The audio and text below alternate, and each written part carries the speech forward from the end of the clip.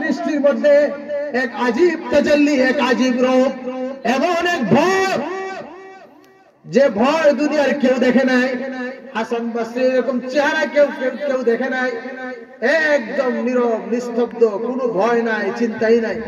হাসান বসরির সামনে দিয়ে হাঁটতে যাইতেছে। সজাগ আছেন না ঘুমাই দিছে? সজাগ আছেন না ঘুমো? হাসান বসরি হাঁটতে যাইতেছে। হাজ্জাজ ইবনে ইউসুফ কি গরম, বইছে কি সিংহাসনে আর হুঙ্কার ছাড়তেছে। যেই হযরতে হাসান বসরি তার যে এজলাসের তার সিংহাসনের বরাবর সামনের দিকে হাসান বসরি আবা, জুব্বা, সুন্নতি লাঠি, বাবরি চুল, মাথায় পাগড়ি, কি আলিশান চেহারা যখন আইছেন, আইয়া হাজ্জাজ ইবনে ইউসুফের চেহারার দিকে তাকাইছেন, সাথে সাথে হাজ্জাজ ইবনে ইউসুফের পায়খানা ছুটে গেছে। এমন ভয় পাইছে, যেই হাজ্জাজ ইবনে ইউসুফের কাছে আইছেন, সাথে সাথে হে চেয়ার থেকে উঠতে কই, হুজুর আপনি বসেন।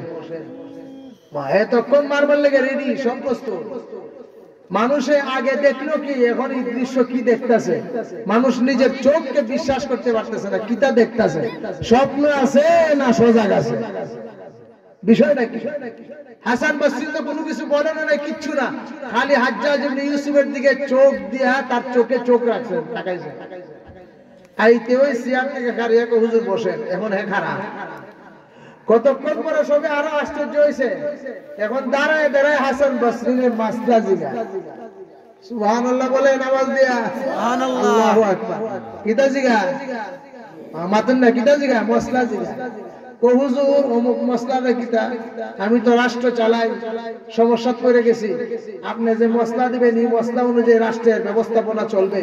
তা হাসান বসরি ফতোয়া দিতেছে, আবার প্রশ্ন করতেছে, উত্তর দিতেছে, আবার প্রশ্ন করতেছে, উত্তর দিতেছে, উত্তর দিয়ে আসছেন। পরে হুজুর এবার আমরা মাহফিল সাকসেসফুল, মাশাআল্লাহ, আপনার লেগে আমরা সবে অধীর আগ্রহ অপেক্ষা করতেছিলাম। হাসান বসরি জানেন না হে কোন জাতের অপেক্ষা করছিল তা। আর রাষ্ট্রের মানুষ জানে না, জল্লাদ জানে না, সেনাবাহিনী মিডিয়ার বাহিনী জানে না, সারা রাষ্ট্র সব জানে, হত্যা করবার লেগে আনছে। এখন তো হুজুর আপনার মসজিদ বড় বরকতময়, আপনার জীবন বড় বরকতময়, আপনার জাযাকাল্লাহু খায়রা, আপনার ইলমের মধ্যে আল্লাহ বরকত দান করুক। হুজুর আপনার কাছে শেষ একটা দরখাস্ত, আমরা সব রাষ্ট্রের সব এখানে জমা হইছে, আপনি একটু রাষ্ট্রের জন্য আমাদের জন্য একটু দোয়া করেন। সুবহানাল্লাহ বলে, সুবহানাল্লাহ।